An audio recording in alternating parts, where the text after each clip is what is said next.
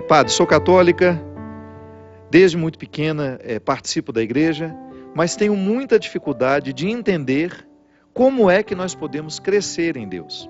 Como é que nós podemos fazer esse avanço, né? Esse avanço na vida espiritual. Essa questão que você apresenta é a Daniela, ela é de São Paulo. Daniela, toda vez que nós estamos querendo fazer a busca dessa vida espiritual, nós precisamos identificar situações que são materiais, que fazem parte da nossa rotina e que muitas vezes têm um poder de amarrar a nossa vida espiritual. Eu não estou dizendo aqui que a matéria se opõe ao espírito, viu? Uma igreja, por exemplo, que é material, pode muito bem me ajudar a rezar. Eu tenho aquela realidade material como um ponto de partida para a minha vida espiritual. Só que aquela igreja, ela não é o ponto final da minha vida espiritual. O que aquela igreja vai provocar em mim é aqui, dentro do meu coração, na minha cabeça, vai gestar um jeito de ser. Como é que nós podemos avançar numa vida espiritual? Identificando naquilo que é vida material, o que pode ser uma amarra para a vida espiritual ou aquilo que pode ser um impulso. Então nós estamos o tempo todo rodeados pela matéria, a gente não tem como fugir dessa matéria. Você está envolvida pelo seu trabalho, pelas suas amigas, pelos seus amigos, pelo seu contexto de vida social, você está na sua faculdade, você está na escola, enfim, todos nós temos este contexto de vida material que nos envolve. É aquele trem que você pega, é o ônibus que você usa, é o carro que você dirige. Nós temos um contexto material que nos envolve, mas nós experimentamos o tempo todo uma dimensão espiritual, uma dimensão afetiva. É um pacote que é difícil de diferenciar, né? Isso é afetivo, espiritual, isso é psíquico, espiritual. Pode dar o nome que você quiser. O fato é que nós não somos apenas materiais. Só que, de acordo com o estilo de vida, com o tempo que a gente vai dedicando às situações, pode ser que eu passe boa parte do meu tempo cuidando da matéria, envolvido demais com as questões materiais e sem muito tempo para cultivar uma vida espiritual, uma vida afetiva, que é toda essa dimensão que não está visível, que eu não posso apalpar, mas que faz com que eu continue em pé. É o sopro que me faz parar em pé, né? É interessante isso. Ânima, alma, é isso, é o sopro que faz uma realidade viver. Então veja bem, quando eu me disponho a cuidar da minha vida espiritual, outra coisa eu não estou fazendo senão dar um passo para significar essa minha vida material, para que ela me ajude a encontrar as riquezas espirituais. E é interessante porque a gente começa a fazer um caminho de crescimento que vai lhe dando condições de valorizar o que é material, mas ao mesmo tempo não se apegar de maneira desordenada ao que é material. Porque é claro que você tem o direito de amar a sua casa. Amor mesmo, cuidado. Quem ama estabelece um vínculo que põe a gente na perspectiva de cuidar, de valorizar. É claro que é diferente o amor que você tem pela casa do amor que você tem pelo filho. Porque ali existe uma reciprocidade. Amar uma pessoa é diferente de você ter um amor por uma estrutura. Mas não é nenhum problema a gente dizer que nós temos um amor pela estrutura onde a gente vive. A gente se identifica com aquelas paredes, com aquelas cortinas, com aquele cheiro, não é? É tão bom quando a gente, depois de uma viagem, volta para casa e você sente o cheiro da sua casa, o cheiro da sua cama, o cheiro do seu guarda-roupa. É tão agradável. Então ali existe todo um conjunto de significados que faz com que você se sinta harmonizado. Isso é amor. É você entrar no ninho onde você se sente acolhido. Mas é claro que ali, se não existem pessoas que te amam, que te recebam, que te acolham, essa riqueza material não tem muito sentido. Então nós, à medida que nós fazemos este avanço na vida espiritual, que é o cultivo dessas realidades elevadas, que São Paulo diz, quando a gente começa a cuidar para que não prevaleçam em nós as realidades mesquinhas, as realidades que nos jogam para o chão, você começa a ficar elevado e você vai valorizar a matéria de uma maneira diferente. Então a vida espiritual é essa oportunidade que a gente tem de mudar as nossas perspectivas. E é interessante porque eu identifico que a vida espiritual, qual é o termômetro que você tem para saber se você já alcançou um crescimento ou não? Digamos que eu quero analisar o crescimento que eu tive espiritualmente falando no último ano. Então 2014 foi um ano pesado, foi um ano difícil para mim. Então eu observei que eu fiz crescimentos espirituais a partir das dificuldades que me foram próprias. Até os rompimentos que eu precisei viver em 2014, que foram num primeiro momento dolorosos, depois eles demonstraram ser uma experiência de libertação pessoal mesmo. Não é que o outro seja ruim, não é que a pessoa fosse ruim, não. É você que vai tendo capacidade de reconhecer que você precisa dar passos de autonomia, de liberdade interior e de colocar as pessoas no lugar certo até para você amá-las melhor. Isso acontece. Espiritualmente, o ano passado, o meu crescimento, a minha maturidade, estava intimamente ligada àquilo que eu perdia, não àquilo que eu ganhava. Ganhei muita coisa em 2014. Foi um ano de muitos ganhos. Fiz projetos importantes na minha vida, mas eu perdi muito. Eu não aprendi muita coisa no momento que eu ganhava. Eu aprendi muito no momento em que eu perdia. Essa maturidade só é possível à medida que a gente vai dando uma dimensão espiritual para a perda. Isso é vida espiritual. Quando você espera que o tempo lhe traga a resposta, você se desamarra das suas ansiedades e se desobriga de ter as respostas todas naquele momento e você permite viver. Eu quero fazer a experiência do despojamento, de não ter a resposta hoje. Eu quero aprender a dormir alguns dias com a dúvida. Por que isso aconteceu? Não sei, mas aconteceu. E saber talvez nem responda. Às vezes a resposta não responde nada. Por quê? Porque o coração está em busca de uma outra resposta, que só vai ser formulada depois de muito tempo passado, distante daquelas perdas que me fizeram sofrer tanto. Então, o prejuízo, num primeiro momento, ele pode ser danoso para nós, ele pode nos causar muito sofrimento, mas depois que o tempo passa, você olha para ele e fala, que bom que eu perdi naquela hora. Que bom que naquele momento o meu chão foi retirado. Por quê? Porque pode ser que aquele chão estivesse me prendendo a ele. Que bom que você teve que abrir mão daquilo que foi tão difícil de abrir mão naquele momento. Aí depois que o tempo passa, você olha e percebe que foi fundamental para o seu crescimento humano ter vivido aquela desinstalação que aquela perda havia provocado. Isso tudo é vida espiritual, minha gente.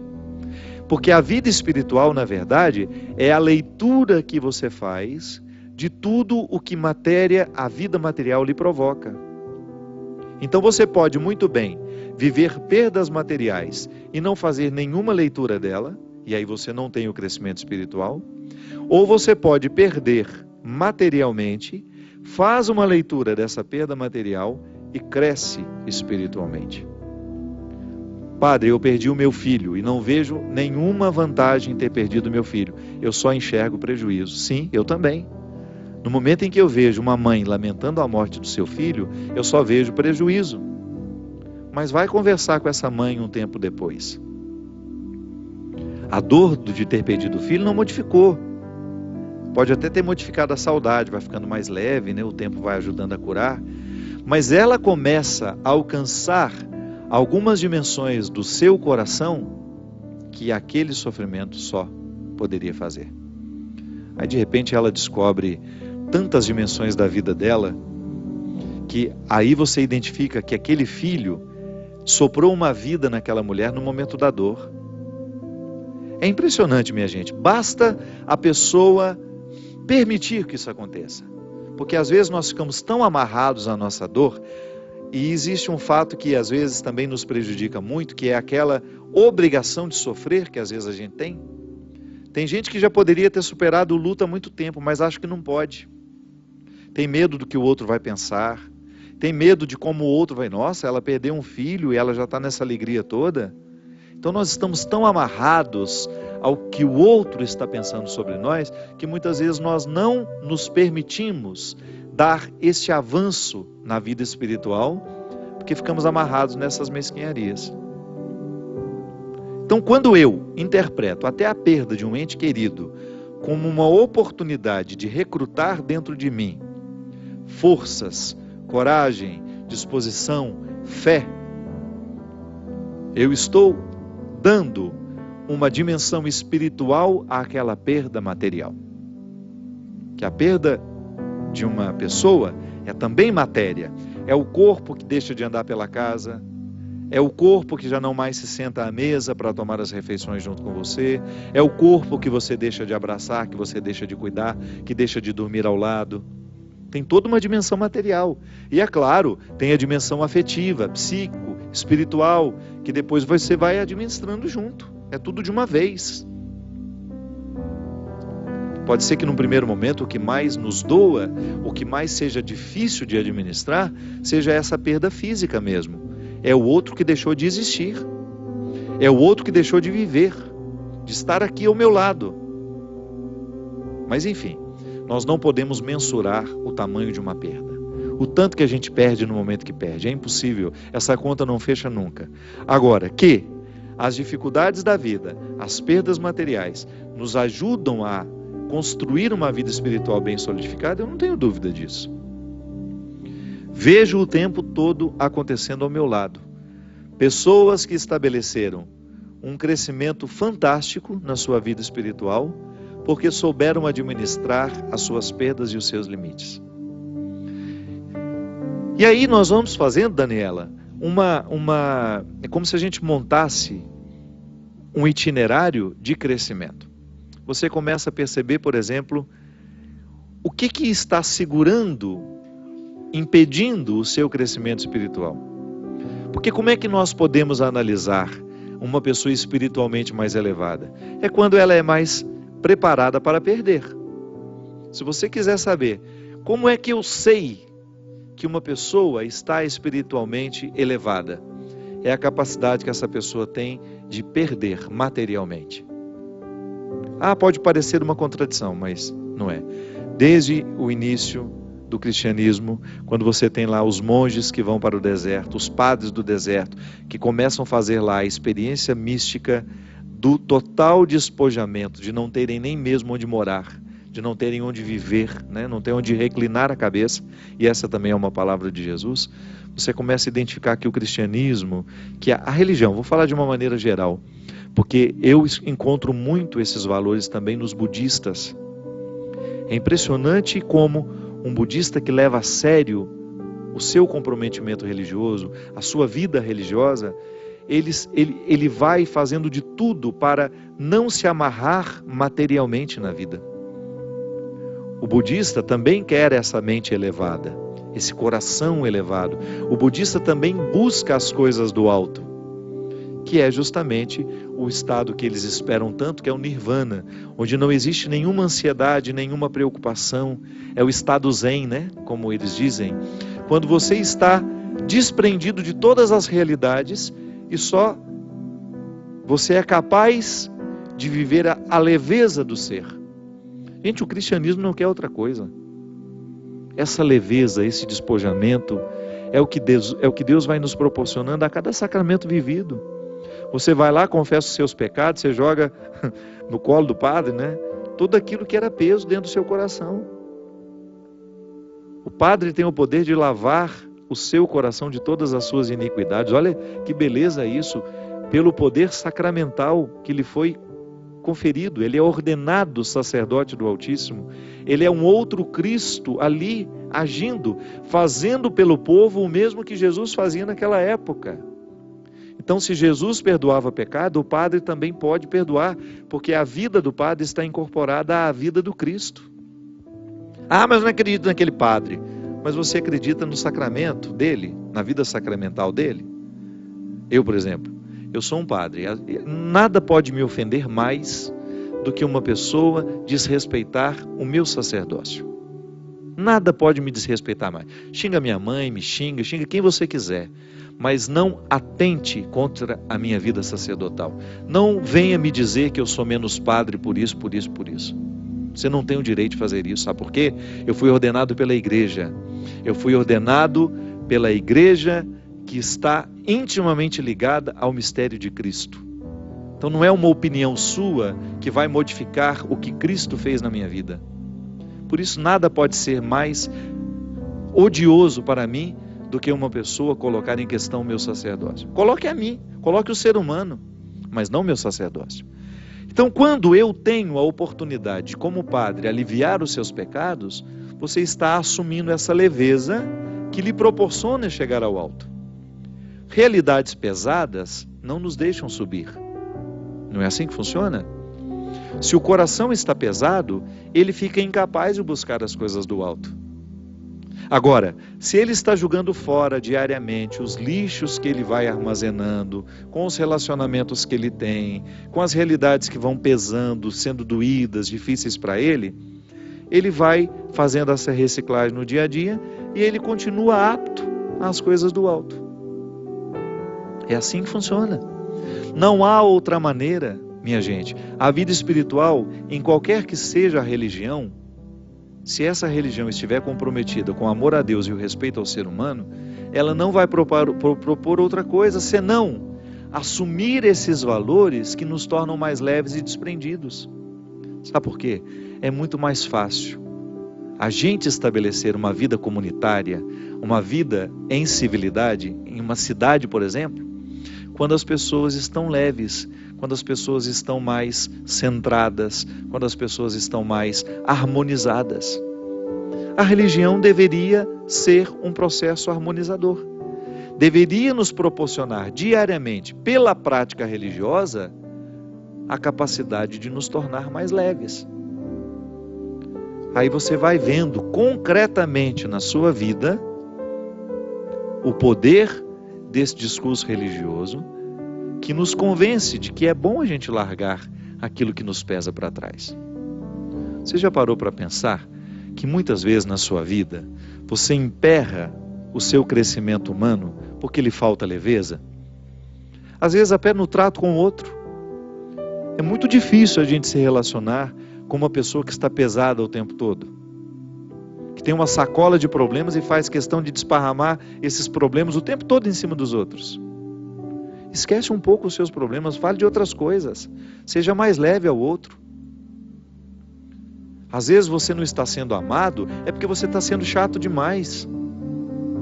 Tem muita gente chata demais, aborrecida o tempo todo, e acha que o outro tem que ficar carregando os fardos que são dela. Não.